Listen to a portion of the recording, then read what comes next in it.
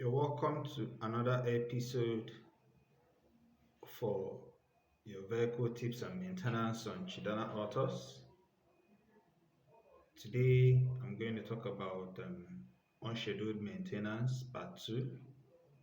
The last time we talked about scheduled maintenance, unscheduled maintenance part 1. So today, we're going to talk about part 2 of unscheduled maintenance. We're going to talk about some things that we tend to neglect, and then some signs that our vehicle will be showing us that would remind us that we need to go to either our mechanic or our tire centers or something, but majorly to the mechanic workshop, because these things, if you don't actually take care of them, with time they may end up causing you further issues on your vehicle, and you have to repair much more things than what you should have actually done. First thing I want to remind us that people often tend to neglect is changing our gear oil.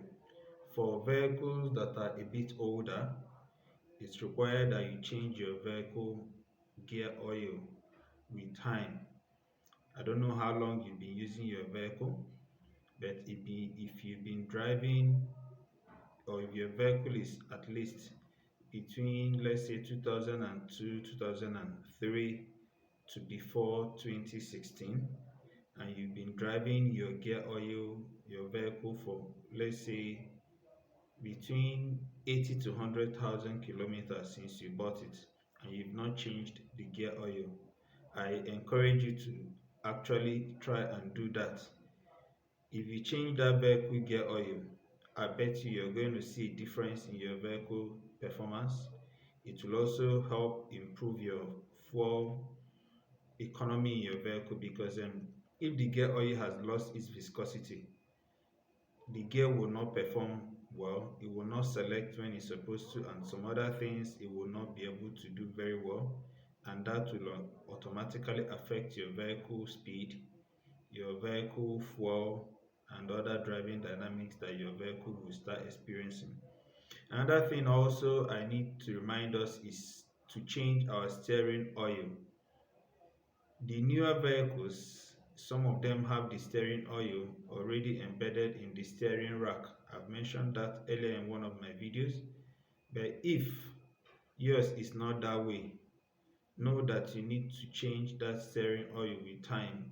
It's also dependent on how long you've used your vehicle and what year. So maybe you can ask a mechanic if you are not able to identify if your vehicle have a separate container for the steering oil. If it has, then think of the last time you changed it and then consider changing it. All your mechanic needs to do is to open, there's a place where you can open and drain the older oil, the oil that was there before, and then put in new oil. When you do that, the steering components will start feeling fresh, and your steering will become a little easier when you want to turn it. So consider doing that. If you've been driving your vehicle for a long time and you've not thought of doing that, even if the steering oil is not shorting, it will lose its viscosity with time, so you still need to change it. Then another thing we need to look out for, if you're driving and then you step on your brakes, due to one emergency or something, and then you notice your vehicle vibrating, especially at the front, then know that you need to get to the mechanic workshop as soon as possible. Your brake disc likely is bad. There could be other things that will be causing it, but part of the primary cause is your brake disc, means that it requires changing.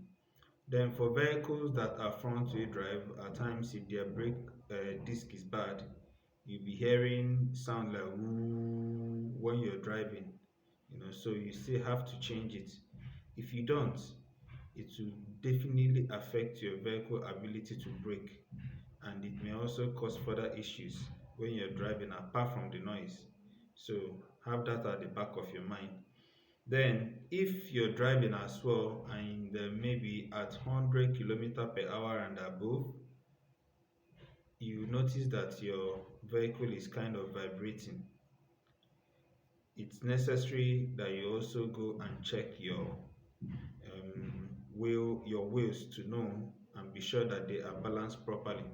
I know some people will say, I'm not the type that run speed, though. I don't do more than 100. Fine, but at times you still need to do more than 100, between 100 and 120, so that you can actually be sure that your wheels, your tires, your rim is in the right condition. So if you don't do that, you'll be having issues with your vehicle gradually and be thinking that you're just fine until one day you fall into one major repair that you'll be surprised and you'll be wondering how did it come about. So when you notice that your vehicle is vibrating when you're above 100, between 100 and 120, go to your mechanic, let them inspect your normal wheels, and then after that you go for your wheel alignment, which is often the primary cause of such vibration above 100 km/h. Then another thing, if you notice that your tire is not wearing evenly, maybe a part of it is going down more than the other side, and then you go for alignment and they say your alignment is good, you check your weight balancing, they say it's good, then definitely know that there's another mechanical issue that is causing it. It will likely be your camber. It may not be in the right position, the right way, or it may be that the rubbers have already gone bad. So you will have to go to your mechanic to physically inspect it. If it's bad, try and fix it. If you don't fix it, even if you buy a new tire, I bet you in the next 3 4 months you will not recognize that tire again, especially if those fat tires are at the front. Before you know it, the tire will wear one side, like people that may be wearing slippers and you notice that the slippers on this side is already flat and then there's still something remaining on the other side. So that's how your tire will look like. And I bet you know how much or the cost of tires these days.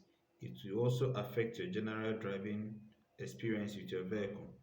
Then if you also notice some form of vibration in your vehicle, either before or even during when you put it on gear and you're moving, maybe you put it on gear and then you step on the brake, you'll be feeling some level of vibration.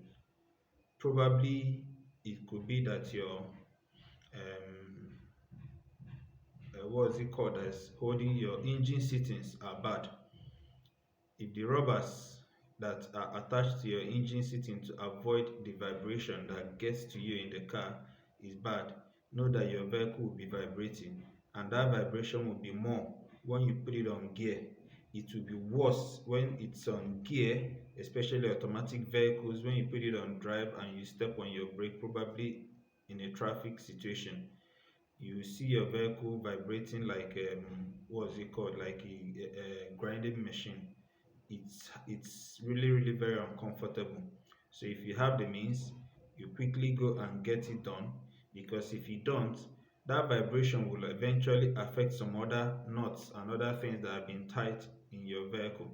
Those vibrations will start causing some bolts or some nuts to start losing, and before you know, your vehicle starts getting apart gradually, until one day your tire will be going one side and the vehicle will be going another side, and I guess you wouldn't want that. Another thing is, if you notice that your vehicle is not accelerating as it should be, and at times when you step on the throttle, there's a level of hesitation before the vehicle moves. It could be a number of issues, starting from your plugs. It could also be from your plug coil. It can as well come from your injectors or even any of your sensors that may be bad. So in this case, if it's possible, get to a mechanic, let them scan your vehicle and check if there's something wrong with your electronic system. And the thing is, even the physical parts that are in the engine, a lot of them have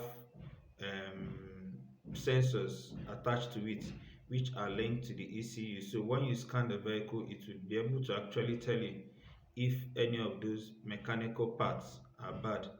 A plug is a mechanical part. The coil is also a mechanical part, but there's electronic whatever attached to them so that when you scan the vehicle, it can actually tell you if the coil is good or it is bad. So these are some of the few tips I want to give us when it comes to unscheduled maintenance. There are a lot more of things that we have to take care of when it comes to unscheduled maintenance. We drive our vehicles, we know them, but these are the ones that at times people tend to not notice on time until there are further issues concerning those vehicles. So I encourage us to have these things at the back of our mind, and then from time to time go to your mechanic, scan your vehicle, observe the vehicle performance and movement when you're on high speed, when you're on low speed, when you brake, especially at times when you brake and you notice that the vehicle is swerving towards one side. It's not something that you should neglect. If you have the funds, you urgently need to get to the mechanic to get it fixed. So these are some of the few tips I want to share with us when it comes to unscheduled maintenance. For those who have been following my videos, thank you. I encourage you to follow through on this one. And then if you have something you want me to talk about or you need further explanation, you can always get back to me through the comment section. So thank you for watching. Subscribe if you have not done so. Watch out for my next video. I believe you're going to learn something as well. Thank you. See you next time.